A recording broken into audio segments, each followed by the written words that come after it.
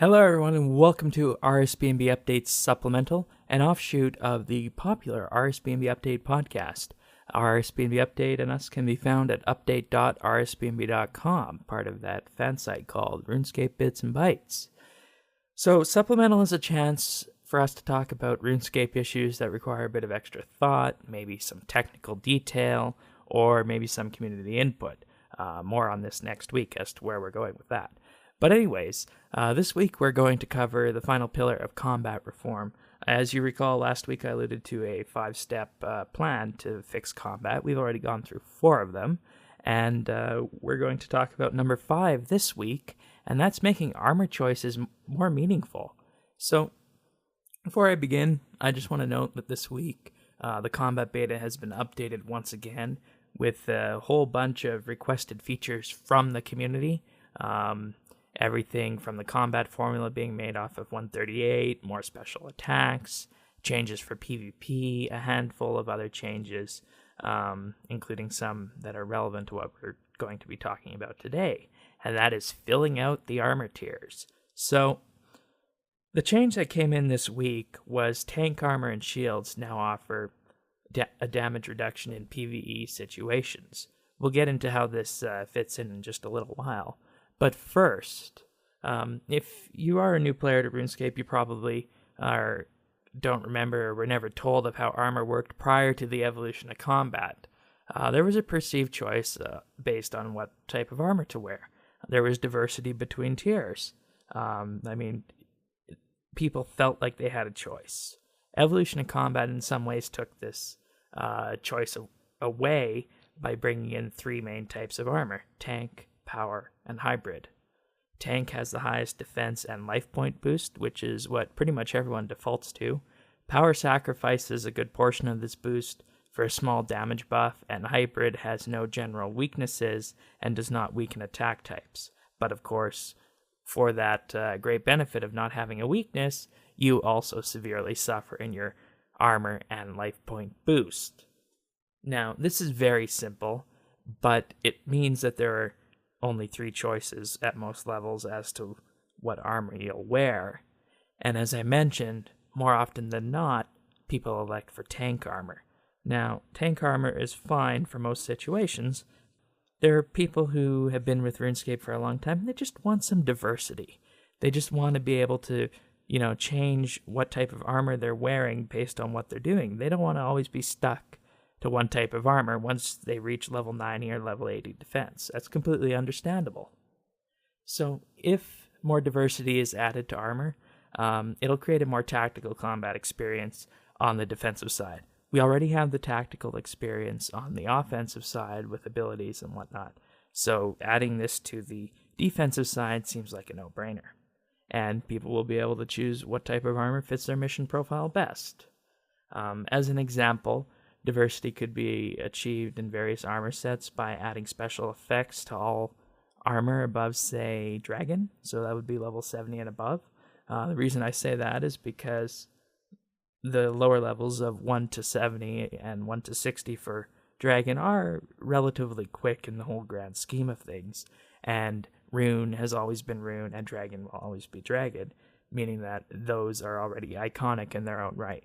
So that's why I suggest adding to level 70 and above. As an example of a set effect that you might have, I propose that the level 85 player-owned Port's Armor Tetsu has a special healing effect likened to the enhanced Excalibur. So this means that you're in armor, you take damage, and then after taking damage, there's a certain chance that you'll get a healing benefit similar to what we have in the enhanced Excalibur. So this would heal you for a certain amount of your life points. It wouldn't be overly drastic, but it would be enough to prevent you from dying or using food in that case. And of course, this is well rewarded because level 85 is a high defensive tier, and you need to put a good amount of time into getting the superior Tetsu armor. Now, of course, this would mean tweaking the enhanced Excalibur to have a different special attack, perhaps something that boosts your defense, maybe? I'm not sure at this point, but this is just an idea I'm throwing out there. Another example could be creating a hypothetical level 80 tank armor, since right now we only have level 80 power armor, which is the armor that one gets from Nex. So this level 80 tank armor that I'm proposing could have an additional boost to the life point regeneration. So it could regenerate life points, say, by a factor of 4. And once again, I'm just throwing these numbers out there. I haven't done any specific testing with these numbers, so I don't know if 4 would be underpowered or overpowered, but it's just something that I'm just throwing out there. So as an example to this, let's say you're fighting a God Wars boss and you finish slaying General Greridor, for example, and you need to heal up. If you are wearing this armor that improves your life point regeneration, there's a chance you wouldn't need to use food, and you would go into the next fight healed by just idling once your attack is complete. So set effects would have to be tailored specifically to the armor type. Power armor would have to have damage boosting set effects. Hybrid armor would be able to have either damage boosting or defensive set effects. And these set effects, I think, would provide the diversity that everybody out there is looking for in terms of armor, and making it so that there's more choice than just one piece of tank armor when you reach level 70 or the ports armor when you reach 85. People would actually have a choice, and it would make combat more fun. Because doing the same thing, wearing the same armor all the time, does get boring. So the combat update of March 7th, 2014, that's today, starts this process of creating more diversity and filling out the armor tiers. With this update, tank armor now provides an additional defense boost based on the level of the item, which is great. So this is one more thing that tank armor is distinguished from power armor and hybrid armor. So this is more choice and allows the players to reap the benefit from tank armor in the same way that power armor offers a damage boost. And it's a good start, and we can go further with this idea and the idea of special set effects. So this concludes the 5-part series on combat. We started off with setting the stage for an appropriate beta test. We then talked about the combat formula. We also talked about what momentum can become, ultimately.